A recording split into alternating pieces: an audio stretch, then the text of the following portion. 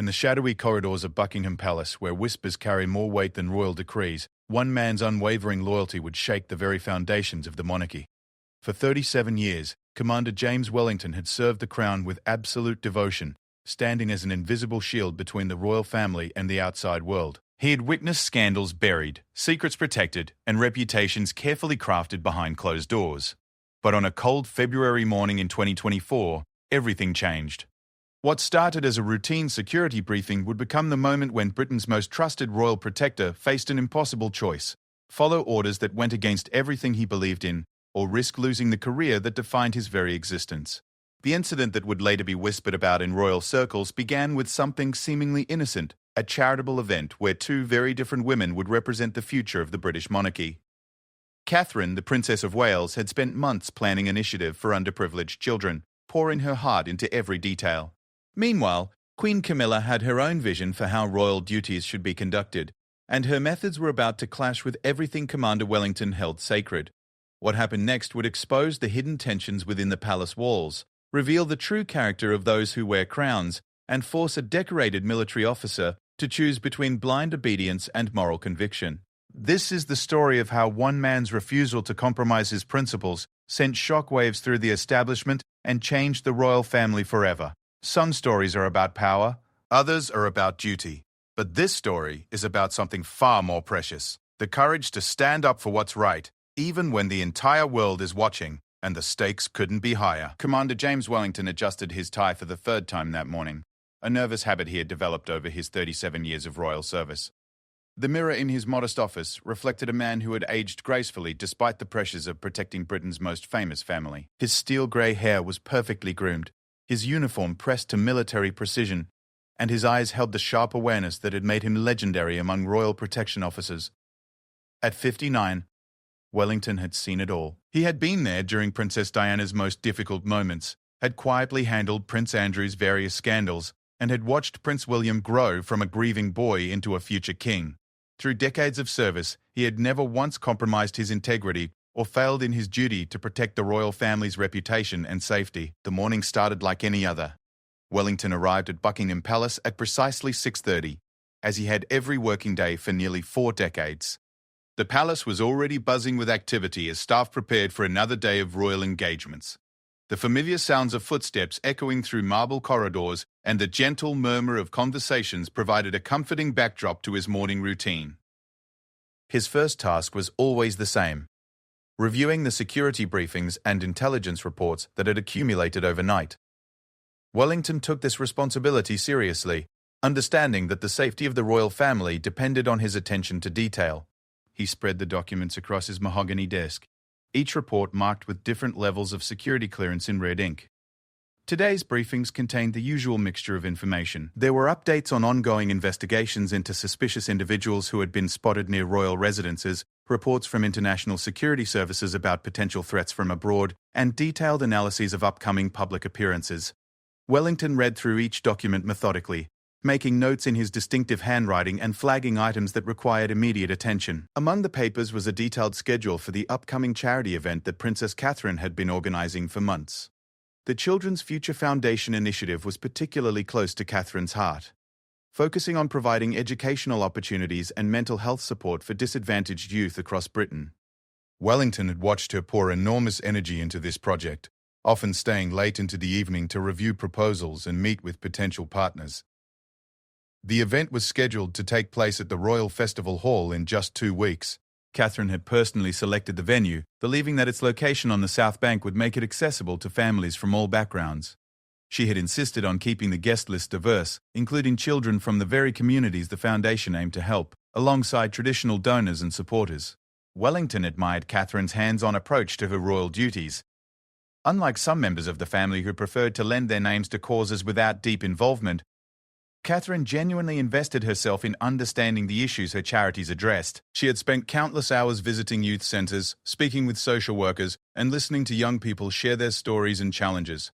As he reviewed the security arrangements for the event, Wellington felt a familiar sense of pride in his work. Protecting the royal family wasn't just about preventing physical harm.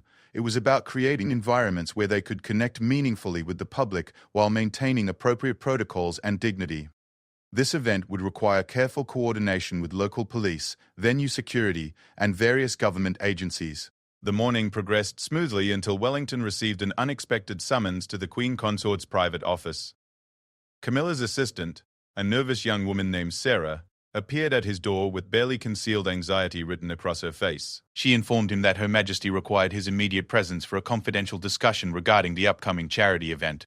Wellington made his way through the familiar corridors to Camilla's office, noting the subtle changes that had occurred since she had become Queen Consort. The decorating reflected her personal taste, with warmer colors and more comfortable furniture than had been present during the previous reign. Fresh flowers, always roses when possible, adorned every available surface, and the air carried a faint scent of her favorite perfume. When he entered the elegantly appointed room, Camilla was seated behind an antique writing desk, several documents spread before her. She looked up as he approached, offering a smile that didn't quite reach her eyes. Despite their years of working together, Wellington had always found Camilla somewhat difficult to read. She possessed a natural charm that served her well in public appearances, but in private moments like this, he often sensed undercurrents of calculation beneath her pleasant demeanor. Camilla gestured for him to take a seat in one of the upholstered chairs facing her desk. She was impeccably dressed, as always, in a tailored blazer and pearl necklace that caught the morning light streaming through the tall windows. Her hair was perfectly styled, and her makeup applied with professional precision, even though she had no public engagements scheduled until later that afternoon. The conversation began cordially enough, with Camilla inquiring about Wellington's family and making polite observations about the unusually mild weather they had been experiencing. However, Wellington's decades of experience had taught him to recognize when small talk was being used to soften the ground for more serious discussions. He waited patiently, knowing that Camilla would eventually reveal the true purpose of their meeting. When she finally broached the subject of Catherine's charity event, Wellington initially assumed she wanted to discuss security arrangements or perhaps suggest modifications to the program. Instead, Camilla's comments took an unexpected direction. She expressed concerns about what she described as Catherine's overly ambitious approach to royal charitable work, suggesting that the younger woman's enthusiasm sometimes led her to make commitments that weren't entirely appropriate for a member of the royal family. Wellington listened carefully as Camilla outlined her perspective on proper royal conduct. According to her view, members of the family should maintain a certain distance from the causes they supported, lending their prestige without becoming too personally invested in specific outcomes. She argued that Catherine's deep involvement in the details of her charitable work sometimes made her appear more like a social worker than a princess, potentially diminishing the mystique and dignity that the monarchy depended upon. These comments struck Wellington as unusual, particularly given Camilla's own history of passionate involvement in her charitable causes. She had long been a vocal advocate for literacy programs, domestic violence awareness, and animal welfare, often speaking with genuine emotion about these issues. Her criticism of Catherine's approach seemed inconsistent with her own charitable philosophy and methods. As the conversation continued, Camilla's true concerns began to emerge more clearly. She expressed frustration with what she perceived as excessive media attention given to Catherine's charitable activities, attention that she felt sometimes overshadowed the work of other family members. There was an undertone of competition in her comments, a suggestion that the royal family's charitable efforts needed better coordination to ensure that all members received appropriate recognition for their contributions.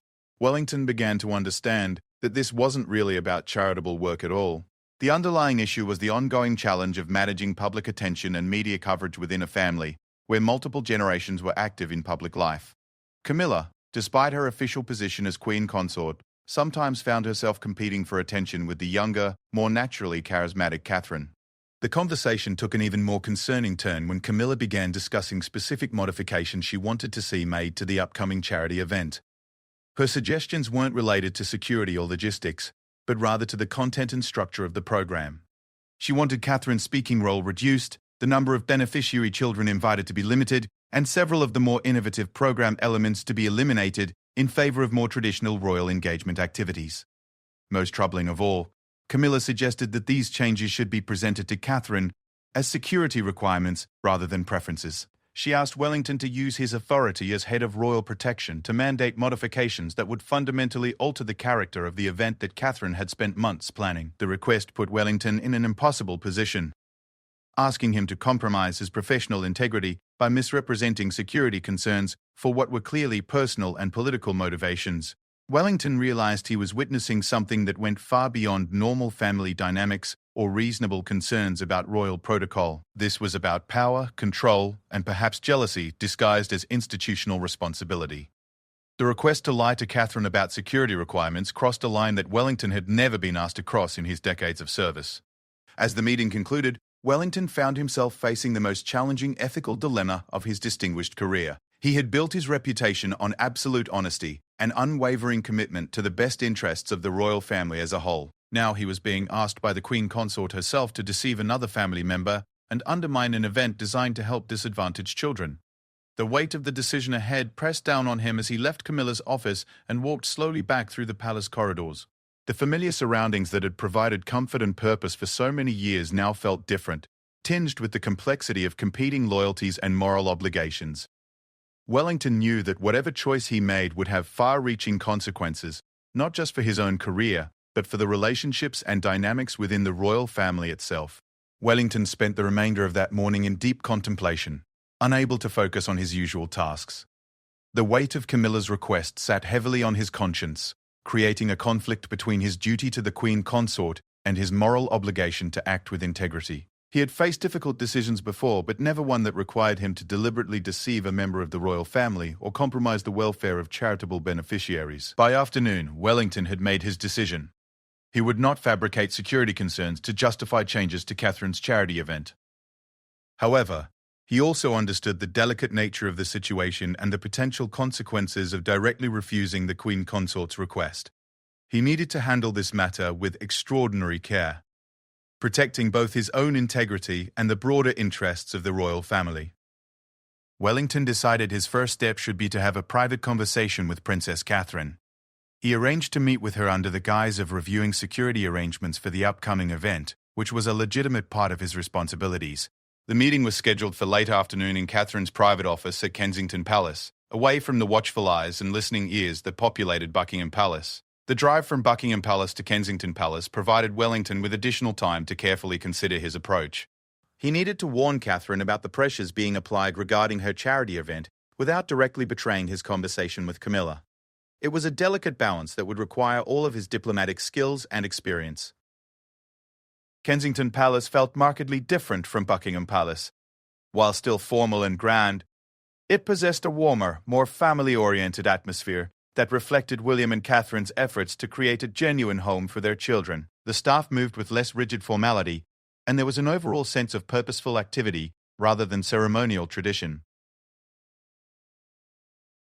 Catherine received Wellington in her private study, a comfortable room lined with bookshelves and decorated with family photographs and children's artwork. She was dressed casually in a navy blazer and dark trousers, her hair pulled back in a simple ponytail that emphasized her natural beauty and approachable demeanor. Despite her relaxed appearance, Wellington could see the signs of stress and exhaustion that came from balancing royal duties with motherhood and intensive charitable work. The conversation began with Catherine enthusiastically sharing updates about the charity event planning. Her passion for the project was evident in every word, as she described the partnerships she had formed with youth organizations, the educational workshops that would be featured, and the carefully planned activities designed to make the young attendees feel valued and inspired. Wellington was struck by the depth of her preparation and the genuine care she demonstrated for every aspect of the event. Catherine had personally reviewed the backgrounds of every child who would be attending, ensuring that the selection process was fair and inclusive. She had worked with nutritionists to plan a menu that would accommodate various dietary restrictions and cultural preferences. She had even arranged for professional photographers to capture the day's events, with copies of photos to be provided to families as keepsakes. As she spoke, Wellington realized how devastating it would be for Catherine to learn that powerful forces within the royal family were working to undermine her efforts. The charity event wasn't just another royal engagement for her. It was a deeply personal mission that aligned with her values and vision for her role as a future queen. The modifications that Camilla wanted would strip away much of what made the event meaningful and impactful. Wellington carefully broached the subject of potential challenges or opposition to the event's current format. He spoke in general terms about the need to be prepared for unexpected changes or requests from senior family members, watching Catherine's reaction closely. Her response revealed both her intelligence and her intuitive understanding of palace dynamics. Catherine acknowledged that she was aware some people might prefer a more traditional approach to royal charitable events. However, she expressed confidence that her method would ultimately prove more effective in achieving meaningful outcomes for the children and communities involved. She spoke about her responsibility to use her platform to create genuine positive change, rather than simply maintaining appearances or following outdated protocols. The conversation revealed Catherine's sophisticated understanding of the delicate balance required in her position. She recognized the importance of respecting royal traditions while also adapting to modern expectations and genuine social needs. Her approach to the charity event reflected this balance, incorporating traditional elements of royal patronage with innovative programming designed to have lasting impact. Wellington found himself impressed by Catherine's maturity and thoughtfulness. Despite being relatively new to the royal family compared to other members, she demonstrated remarkable insight into the complexities of her role and the various constituencies she needed to serve. Her commitment to the charity event wasn't born from naive idealism, but from a carefully considered philosophy about the purpose and potential of modern royal service. As their discussion continued, Wellington began to share more specific warnings about potential interference with the event. He couldn't directly mention his conversation with Camilla, but he could prepare Catherine for the possibility that she might face pressure to modify her plans. He advised her to be particularly cautious about any suggestions that claimed to be based on security requirements, encouraging her to verify such claims directly with him. Catherine listened attentively to these warnings, her expression growing more serious as she began to understand the implications. She asked thoughtful questions about the sources of potential opposition and the best strategies for protecting the integrity of her charitable work. Wellington was struck by her composure. Rather than becoming defensive or emotional, she approached the situation with the strategic thinking of someone prepared to fight for her principles. The meeting concluded with Catherine thanking Wellington for his guidance and expressing her determination to proceed with the charity event as planned, regardless of any obstacles that might emerge. She made it clear that she would not compromise the welfare of the children involved or the educational mission of the foundation for the sake of political convenience or personal preferences within the family. Wellington left Kensington Palace with mixed feelings. He was inspired by Catherine's integrity and commitment, but also deeply concerned about the conflict that seemed inevitable. He had done what he could to prepare her for the challenges ahead, but he knew that more difficult decisions lay ahead for both of them. The following days brought increased tension as news of the charity event continued to generate positive media coverage. Articles appeared in major newspapers praising Catherine's innovative approach to royal charitable work and highlighting the potential benefits for the young people who would participate. The coverage contrasted Catherine's hands-on involvement favorably with more traditional royal charitable activities, exactly the kind of comparison that would fuel Camilla's concerns. Wellington observed the growing media attention with professional interest and personal anxiety. Each positive article about Catherine's charity work seemed to intensify the pressure from Camilla's office for modifications to the event. Messages arrived daily requesting updates on security arrangements and suggesting various changes to the program structure. The situation reached a critical point when Wellington received a formal written request from Camilla's private secretary, outlining specific modifications that were to be implemented immediately. The document was carefully worded to appear as though the changes were being made for legitimate security reasons, but Wellington recognized them as the same alterations that Camilla had requested in their private meeting. Most concerning was a directive to reduce the number of beneficiary children attending the event from 50 to 20, ostensibly due to security concerns, but actually designed to minimize the focus on Catherine's charitable work. There were also instructions to eliminate several interactive workshop sessions that Catherine had designed to give the children hands-on learning experiences, replacing them with more formal presentations and traditional royal receiving lines. Wellington realized that the moment of final decision had arrived. He could either implement these changes using his authority as head of royal protection, knowing they were based on false pretenses, or he could refuse to participate in what he considered to be deception and sabotage. The choice would define not only the remainder of his career, but also his own understanding of his moral obligations and professional integrity. That evening, Wellington sat in his modest apartment, reviewing the documents and considering his options. The walls of his study were lined with photographs and commendations from his decades of royal service, tangible reminders of the career that had defined his adult life. The potential loss of position and reputation weighed heavily on his mind, but not as heavily as the prospect of betraying his own principles and harming innocent children in the process. As night fell over London, Wellington made his final decision. He would not fabricate security concerns to justify changes to Catherine's charity event. Instead, He would find a way to protect both the integrity of the event and the broader interests of the royal family, even if it meant risking everything he had worked so hard to achieve. The next morning brought an unexpected development that would test Wellington's resolve even further. He arrived at his office to find an urgent message requesting his immediate presence at a meeting with several senior palace officials, including Camilla's private secretary, the master of the household, and the Queen's communications secretary. The formal nature of the summons suggested that the situation had escalated beyond a simple disagreement about charity event logistics. Wellington entered the oak-paneled conference room to find the assembled officials arranged around a polished mahogany table, their expressions serious and somewhat uncomfortable. The atmosphere was tense, with an undercurrent of institutional authority that Wellington recognized from his military background. This was not going to be a casual discussion about security arrangements. The master of the household, Sir Richard Pemberton, took the lead in addressing Wellington.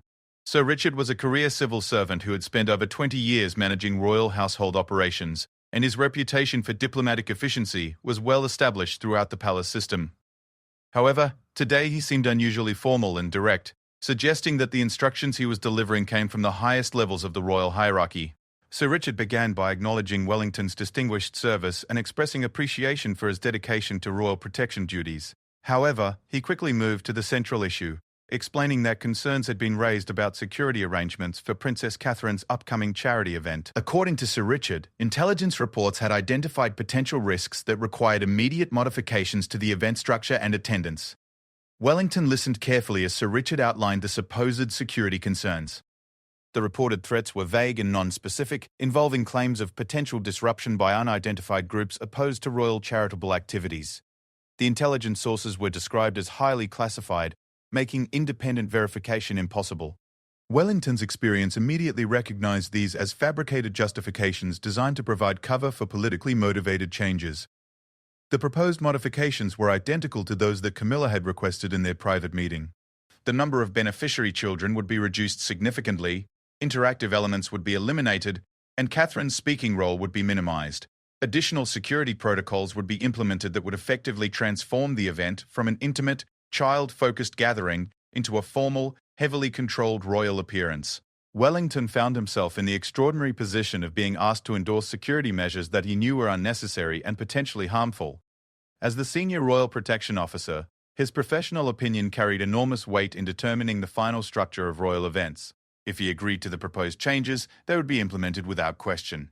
If he refused, he would be directly challenging the authority of the Queen Consort and potentially ending his career. The officials around the table waited for Wellington's response, their faces carefully neutral, but their body language suggesting anxiety about his decision. Wellington realized that they were likely as uncomfortable with the situation as he was, but were following instructions from superiors who had made it clear that compliance was expected rather than requested.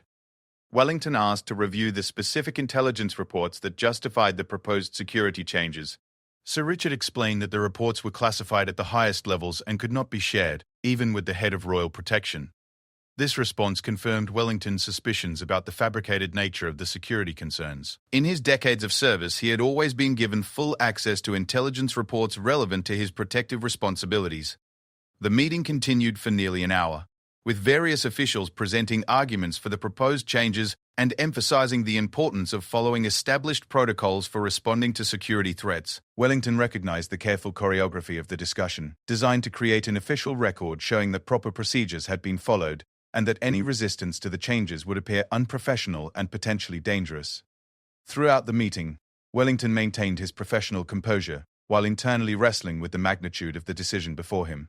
He was being asked to participate in what amounted to an elaborate deception, using his reputation and authority to legitimize actions that were contrary to his professional judgment and personal ethics. The welfare of disadvantaged children was being sacrificed for political considerations within the royal family. When the officials finally asked for his formal recommendation, Wellington requested 24 hours to review the situation and prepare his response. This delay was unusual for security matters, which typically required immediate action, but Sir Richard agreed to the request after some hesitation. Wellington understood that this additional time was likely being granted to allow him to reconsider his position and hopefully choose compliance over confrontation.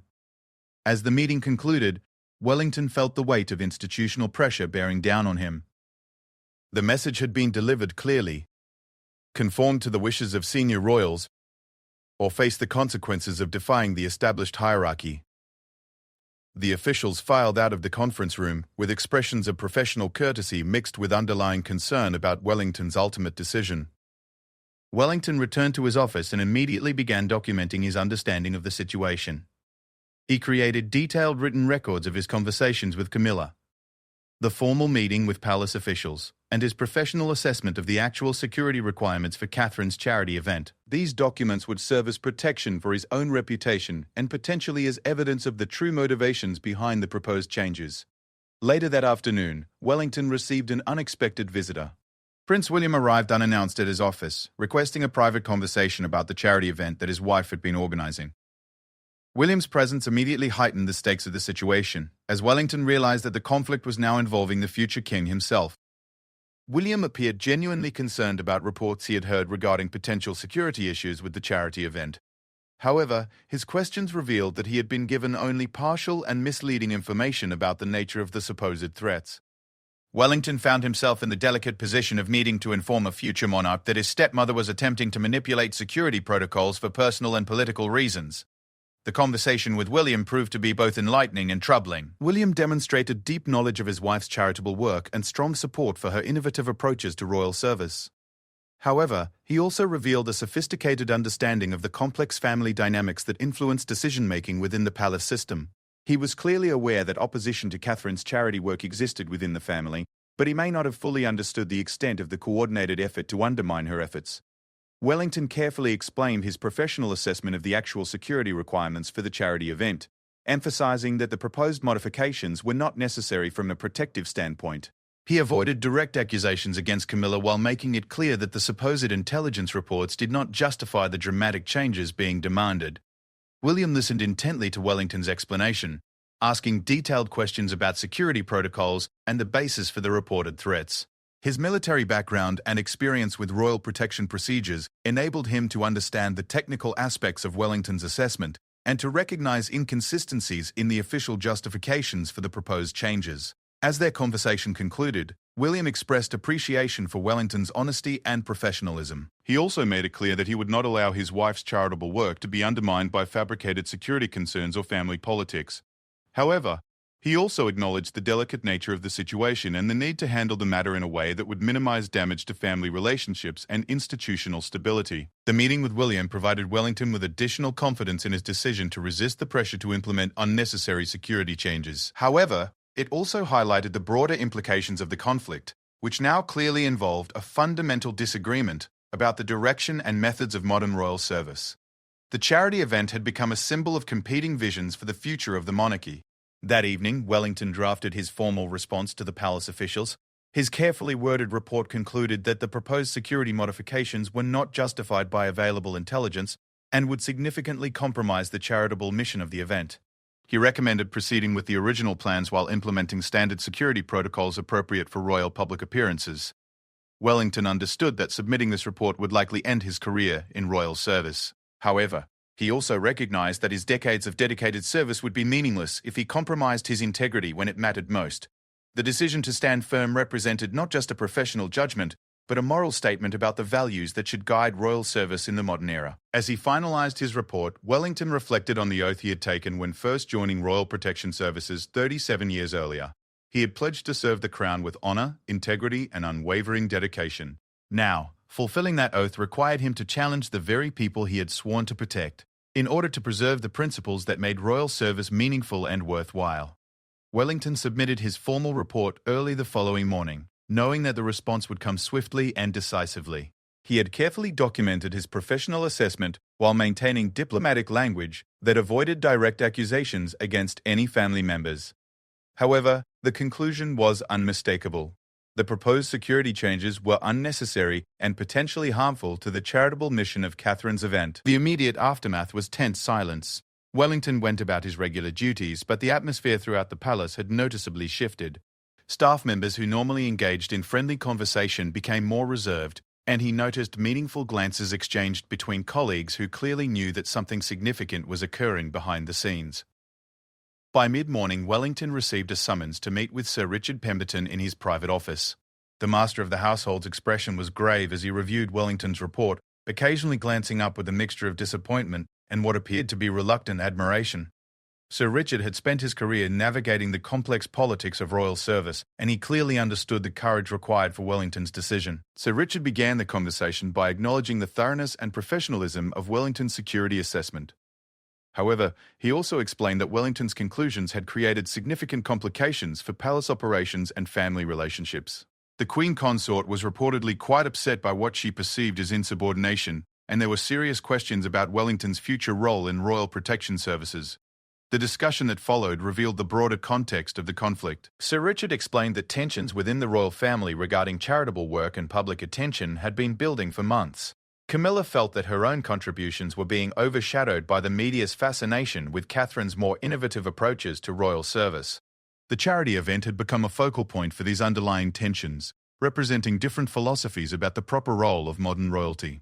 Wellington listened as Sir Richard outlined the institutional perspective on the situation. From the palace's standpoint, maintaining harmony within the royal family was essential for the stability and effectiveness of the monarchy as a whole. Individual members needed to coordinate their activities and defer to senior family members when conflicts arose. Wellington's refusal to implement the requested changes was being interpreted as a challenge to this fundamental principle of royal hierarchy. However, Sir Richard also acknowledged the ethical dimensions of Wellington's decision. He admitted, speaking more personally than officially, that many staff members were troubled by the request to fabricate security concerns. The integrity of royal protection services depended on honest assessment of genuine threats, and compromising that integrity for political convenience set a dangerous precedent for future operations. The conversation took an unexpected turn when Sir Richard revealed that Wellington was not alone in his concerns about the handling of the charity event situation. Several other senior staff members had privately expressed discomfort with the approach being taken, though none had been willing to formally challenge the instructions from Camilla's office. Wellington's stand had given voice to broader concerns about the proper balance between family politics and institutional integrity. Sir Richard also shared intelligence that Prince William had been actively working behind the scenes to resolve the conflict, without forcing a direct confrontation between Wellington and the Queen Consort. William understood that publicly challenging his stepmother would create lasting damage to family relationships, but he was equally determined to protect his wife's charitable work and the integrity of royal protection services. As their meeting concluded, Sir Richard presented Wellington with several options for moving forward. The most straightforward path would involve Wellington submitting a formal apology for his misunderstanding of the security requirements, followed by implementation of the requested changes to the charity event. This approach would preserve his position and avoid further escalation of the conflict. Alternatively, Wellington could request a transfer to different duties within the royal household, removing himself from direct involvement in the charity event while maintaining his overall employment. This option would represent a face-saving compromise that acknowledged the conflict without forcing either side to admit wrongdoing. The final option, which Sir Richard presented with obvious reluctance, was for Wellington to maintain his position and prepare for the likely consequences of continued resistance. This path would almost certainly result in disciplinary action and possibly termination, but would preserve the integrity of his professional judgment and the authenticity of royal protection protocols. Wellington requested time to consider these options, though he had already made his fundamental decision. The specific form of his continued resistance remained to be determined, but he would not compromise the welfare of the children involved in Catherine's charity event or participate in deception about security requirements. That afternoon brought an unexpected development that would change the entire dynamic of the conflict. A prominent journalist from a major British newspaper contacted Wellington's office, indicating that information about internal palace tensions regarding the charity event had been leaked to the media. The journalist was requesting comment on reports that the Queen Consort was attempting to undermine Princess Catherine's charitable activities through manipulation of security protocols. Wellington immediately understood the implications of media involvement. The conflict, which had been carefully contained within palace walls, was now at risk of becoming a public scandal that could damage the reputation of the entire royal family. The journalist's inquiry suggested that someone with detailed knowledge of the situation had decided to expose the internal machinations to public scrutiny. Wellington suspected that the leak might have come from Prince William's camp, as a strategic move to pressure Camilla into backing down from her demands. By threatening public exposure of the conflict, William could potentially resolve the situation without directly confronting his stepmother or forcing Wellington to choose between his principles and his career. The potential media exposure created new pressures for all parties involved. Camilla would face significant public criticism if reports emerged about her attempts to sabotage Catherine's charity work, particularly given the focus on helping disadvantaged children. The royal family's carefully maintained image of unity and dedication to public service would be severely damaged by revelations of internal conflicts and deception. Wellington found himself at the center of a rapidly evolving situation that now had implications far beyond the original charity event. His decision to resist pressure to fabricate security concerns had triggered a chain of events that threatened to expose fundamental tensions within the royal family and challenge public perceptions about the integrity of palace operations.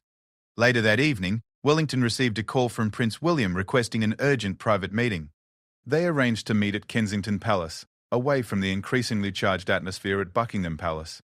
Wellington understood that this conversation would likely determine not only his own future, but also the ultimate fate of Catherine's charity event, and possibly the broader direction of royal charitable work. The drive through London's evening traffic provided Wellington with time to reflect on the extraordinary week that had transformed a routine charity event into a crisis of conscience and institutional integrity.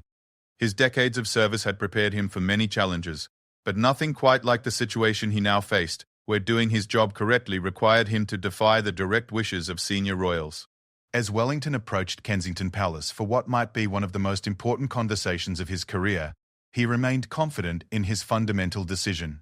Regardless of the personal consequences, he would not allow innocent children to suffer for the sake of royal family politics, nor would he compromise the integrity of security services that protected the entire monarchy. The evening meeting with Prince William would determine whether Wellington's stand had been worth the enormous risks he had taken, and whether the values he had tried to protect would ultimately prevail over the political pressures that had created the crisis in the first place. Wellington arrived at Kensington Palace to find Prince William waiting for him in the same comfortable study where he had met with Catherine just days earlier. However, the atmosphere was markedly different now, charged with the tension of the crisis that had engulfed the royal family. William appeared tired but determined, his expression reflecting the weight of trying to protect his wife while maintaining family unity and institutional stability. The conversation began with William expressing gratitude for Wellington's integrity throughout the difficult situation. He acknowledged that Wellington had been placed in an impossible position, asked to choose between competing loyalties and conflicting interpretations of duty. William made it clear that he understood the courage required for Wellington's decision, and that both he and Catherine deeply appreciated his refusal to compromise their charitable work. However, William also outlined the broader implications of the conflict and the urgent need to find a resolution that would protect everyone involved. The leaked information to the media had created a ticking clock, with publication of potentially damaging stories imminent unless the situation could be resolved quickly and decisively.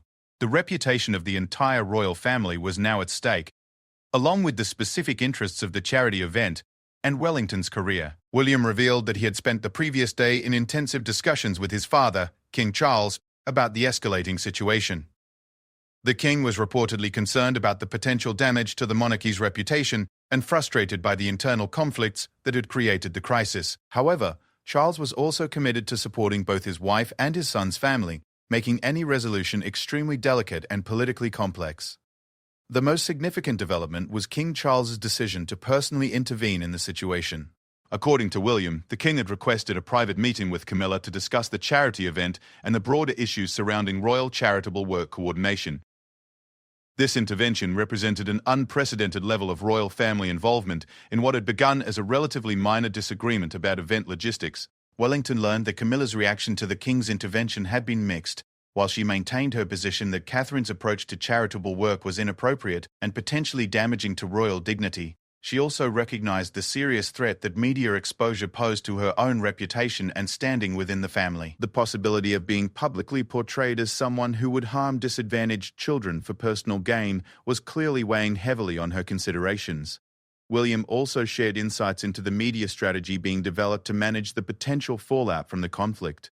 Palace communication specialists were preparing multiple scenarios, ranging from complete denial of any internal disagreements to carefully crafted statements that would acknowledge differences of opinion while emphasizing the family's ultimate unity and commitment to charitable work. However, William emphasized that the most important factor in resolving the crisis was ensuring that Catherine's charity event could proceed as originally planned. He was unwilling to sacrifice the welfare of the children involved, or compromise the integrity of the charitable mission for the sake of family harmony or political convenience. This position aligned completely with Wellington's own priorities and reinforced his conviction that his stand had been necessary and justified.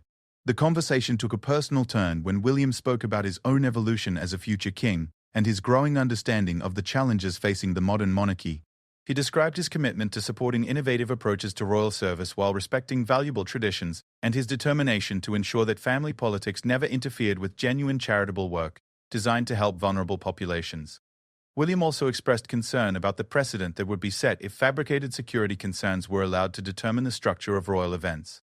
The integrity of protection services was essential for the safety of the entire family, and any compromise of that integrity for political purposes would create dangerous vulnerabilities that could be exploited by genuine threats in the future. As their discussion continued, William outlined a potential resolution that he had been developing in consultation with palace advisors and his father. The proposal would allow Catherine's charity event to proceed largely as planned, while making minor modifications that would address some of Camilla's concerns without compromising the fundamental mission or the welfare of the beneficiary children. The key elements of the proposed compromise included expanding Camilla's role in the event to provide her with more prominent recognition for her charitable work, while maintaining Catherine's central position and the innovative elements that made the event meaningful. Additional traditional royal protocols would be incorporated alongside the more modern approaches, creating a balance that honored both perspectives on proper royal charitable engagement. Most importantly for Wellington, the compromise would eliminate any false claims about security requirements and acknowledge that the proposed modifications were based on family coordination rather than genuine safety concerns. This acknowledgement would preserve the integrity of royal protection services and validate Wellington's professional judgment throughout the crisis. William asked for Wellington's assessment of the proposed compromise, both from a security perspective and in terms of its potential effectiveness in resolving the broader conflict. Wellington found the proposal reasonable and professionally acceptable, though he emphasized the importance of ensuring that the educational and inspirational elements of the original event were preserved for the benefit of the participating children. The meeting concluded with William expressing confidence that the compromise proposal would be acceptable to all parties involved, and that the crisis could be resolved without lasting damage to family relationships or institutional integrity. However, he also acknowledged that implementation would require delicate negotiations and careful management of public communications to prevent further escalation of media interest. 2 days later, Wellington received official notification that the proposed compromise had been accepted by all parties. Camilla would participate in the charity event with an expanded role that recognized her contributions to royal charitable work, while Catherine's original vision would remain largely intact. The fabricated security concerns were quietly withdrawn, and normal protection protocols were implemented for the event. The charity event itself proved to be an extraordinary success, exceeding even Catherine's optimistic expectations for positive impact on the participating children and their families. The combination of traditional royal elements with innovative educational programming created a unique experience that generated significant positive media coverage and substantial donations to the Children's Future Foundation. Wellington observed the event from his usual position, ensuring security while watching Catherine interact with the young beneficiaries with genuine warmth and interest. The sight of disadvantaged children engaging enthusiastically with educational activities and feeling valued by their future queen validated every risk that Wellington had taken to protect the integrity of the event. More broadly, the successful resolution of the crisis established important precedents for future royal charitable work and family coordination. The acknowledgement that fabricated justifications were unacceptable reinforced the integrity of palace operations, while the compromise approach demonstrated that different perspectives on royal service could be reconciled through honest dialogue rather than political manipulation. Wellington's career continued without official sanction, though the events had clearly marked him as someone willing to prioritize principle over convenience. His reputation within palace circles was enhanced by his stand, and he found himself consulted more frequently on matters involving ethical considerations and institutional integrity. The crisis also appeared to have positive effects on family relationships, as the successful resolution demonstrated that conflicts could be addressed through respectful negotiation rather than hidden manipulation. Catherine's charitable work continued to flourish, with appropriate coordination and support from other family members, while Camilla's own charitable activities received increased recognition and media attention. Years later, Wellington would reflect on the week that tested his principles and nearly ended his career as one of the most meaningful periods of his service to the crown. The decision to stand firm against pressure to compromise his integrity had ultimately strengthened both his own position and the institution he served, proving that doing the right thing, even when difficult, often produces the best outcomes for everyone involved.